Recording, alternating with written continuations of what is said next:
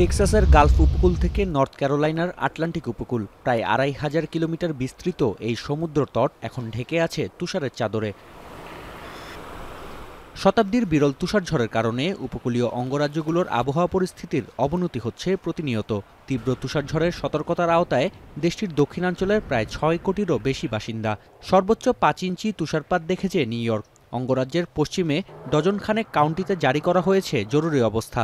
এছাড়াও Louisiana, Mississippi, Alabama, Florida ও Georgia অঙ্গরাজ্যে জরুরি অবস্থা জারি করেছে স্থানীয় প্রশাসন। ইতিহাসে সর্বোচ্চ তুষারপাত হয়েছে ফ্লোরিডায়।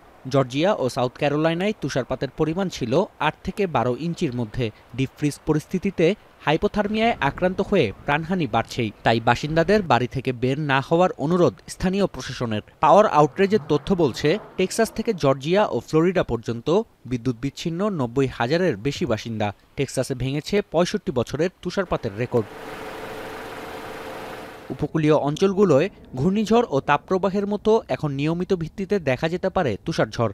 জলবায়ু পরিবর্তনের কারণে শৈত্যপ্রবাহের জন্য দক্ষিণাঞ্চলীয় অঙ্গরাজ্যগুলোর প্রশাসন ও বাসিন্দাদের প্রস্তুতি নেয়ার আহ্বান জলবায়ু বিজ্ঞানীদের।